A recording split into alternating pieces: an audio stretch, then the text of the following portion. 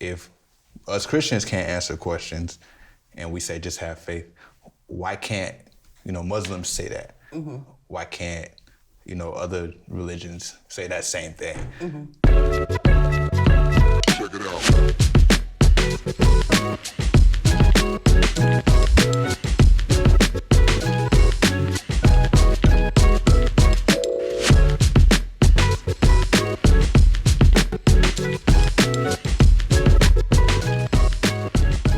What's up, everyone? This is Lisa Fields, the founder and president of the Jude 3 Project, and I'm excited about our new series, Why I Don't Go. Now, the reason this series is important is because I think it's important to listen to people who have left the church and understand why they don't go, not in a judgmental way, but as you heard me say many times, the greatest apologetic tool is listening. And I want to cultivate a ministry where we have a discipline of listening to people without judgment. And that's what I hope these next sessions and this series will be about. I have 4 amazing guests with me today. I'll let them go around and introduce themselves, starting with you. My name is Jason. Thank you, Jason. My name is Shay. Thank you for being here, Shay. Vince. Thank you for being here, Vince. And I'm Crystal. Thank you for being with us, Crystal. I'm so excited to have this discussion. I know many of you have probably tried to have this discussion with your family and parents, and it may not go that well. So we hope that it won't be a challenging experience, but an enjoyable experience where I'm listening to you all. Let's start on a positive note. In order to leave a community, you have to be a part of a community. What did you enjoy about church or your church experience or growing up in church, if you grew up in church? What did you enjoy about it? We want to go around like we did with the names. Or anybody could jump in.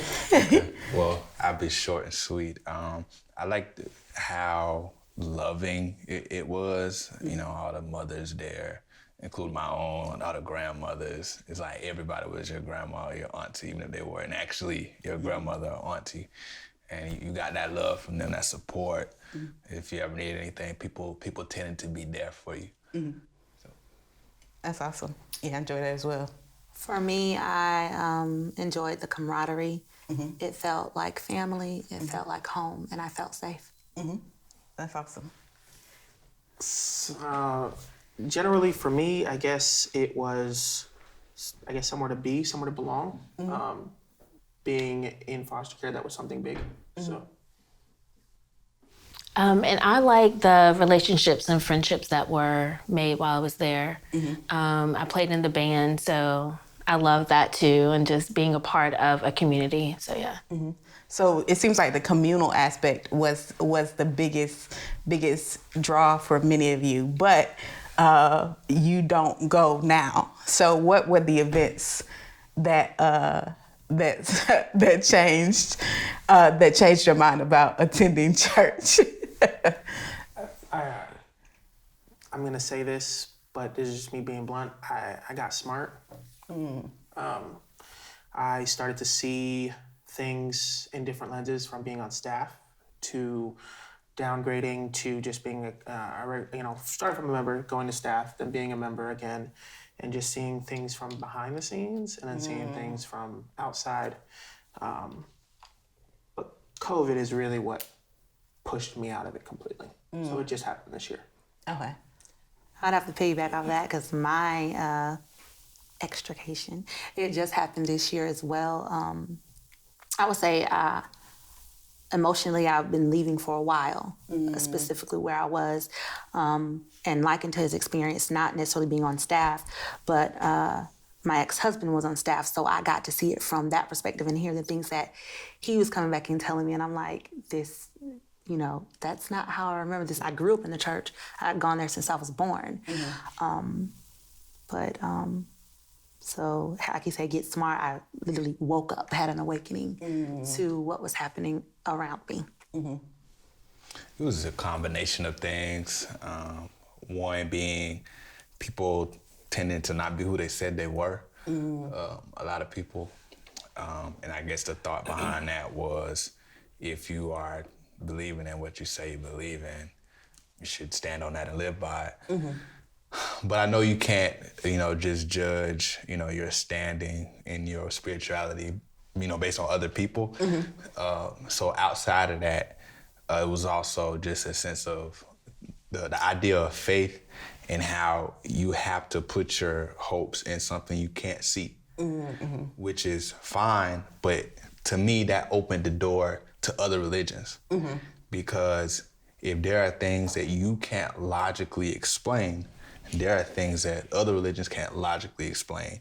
And the answer you usually get, for those things is just have faith. So if us Christians can't answer questions and we say just have faith, why can't, Muslims say that? Why can't, other religions say that same thing? And it kind of made me be like, okay, well, maybe I should step back, get more spiritual, because all these religions have this flaw. And you're only gonna, put your all into it if you have that faith in what you can't prove. Okay, so I guess I have like a different experience overall. I can't say that I necessarily left the church in the fact of I won't ever go back. It's just when I moved here, I didn't find a church that I felt the same way that I felt in my church growing up and in another church that I attended when I lived in Charlotte. So basically, like, I went around to a couple, and one of them was like more prosperity, like money, money, money, money, versus like, okay, it's great to have the money, but what about your soul? What about that? That's also heavily important.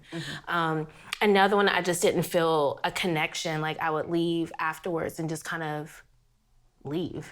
Like, there was no desire to participate in like the other activities that they had. And it's just, I knew that wasn't where I was supposed to be. And then the more that I kind of had like a conviction of like not going, I just started to read my Bible more and just kind of talk to other people. And like in the Bible, it says, don't forsake the fellowship with other believers. It doesn't say that you have to be in the building.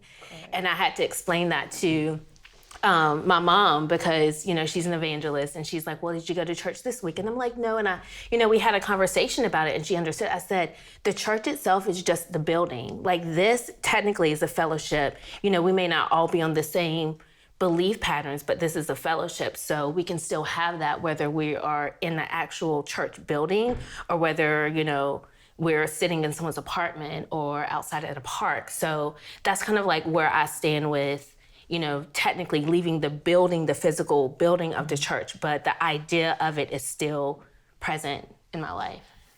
I'd really like to say something to that, actually, because it's funny that you say that, because I agree 100%. I feel like Ephesians 4 talks about it. I feel like we are all the body, right? We understand what that looks like and how that actually translates. But one of the biggest things is we put too much emphasis, and COVID taught me this year, that's why I finally left, is that the building obviously didn't matter, right? I mean, we closed churches, and churches who closed didn't offer the resources that I felt were necessary, including my own, that were needed to fulfill the soul and the spirit of the people who were at home, the depression that people were going through, or whether that people believe in depression or not, regardless, people were going through things, losing their job, losing their money, stuff like that.